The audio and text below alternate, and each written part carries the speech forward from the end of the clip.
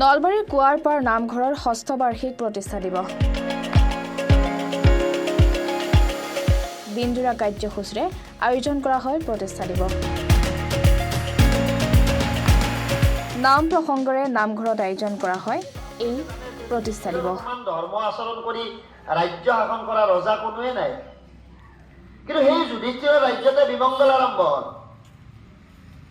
এটা ফালে মৰুভূমি আৰম্ভ হ'ল, খেতি নাই, বাতি নাই, পানী নাই, কিবা নাই। এটা ফালে আৰম্ভ হৈছে বানপানী, এটা ফালে আৰম্ভ হৈছে কাজিয়া। পতাকা উত্তোলন কৰে সন্ধ্যা প্ৰাথমিকৰ সম্পাদক ভূপেন কলিতা আৰু শ্বহীদ তৰ্পণ কৰে নলবাৰী যুৱ সাংবাদিক মৃদুল কলিতাই। এই প্ৰতিষ্ঠা দিৱস কাৰ্যসূচীত উপস্থিত থাকে প্ৰায় ৫ শতাধিক লোক।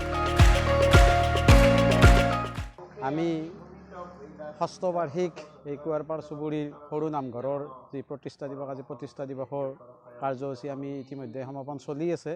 আমাৰ ৰাতিপুৱা আছিল নাম প্ৰসংগ কৰিছিলে আমাৰ সন্ধ্যা গাঁৱৰে প্ৰাক্তন শৰণাচাৰ্য মাননীয় শ্ৰী হৰিচৰণ কলিতা বাবজনা। তাৰপিছত আমাৰ দ্বিতীয় কাৰ্য হৈছিল পতাকা উত্তোলন কৰিলে আমাৰ সন্ধ্যা প্ৰাথমিক শাখাৰ সম্পাদক মাননীয় শ্ৰী ভূপেন কলিতা বাবজনা। আৰু শ্বহীদ তৰ্পণ কাৰ্যসূচীত আমাৰ সংবাদকৰ্মী বন্ধু শ্ৰী মৃদুল কলিতা বাবজনা। ইতিমধ্যে আমাৰ এই দুটা কাৰ্যসূচী হৈ গ'ল। এতিয়া বৰ্তমান আমাৰ ভাগৱত পাঠৰ কাৰণে আমি সুদূৰ আল্লা গাঁৱৰ পৰা আমাৰ শ্ৰী মৃগেন কলিতা বাবজনাক আমন্ত্ৰণ কৰিছিলোঁ। ইতিমধ্যে আপোনালোকে দেখা পাই আছে অনুষ্ঠানটো আৰম্ভ হৈছে, চলি আছে।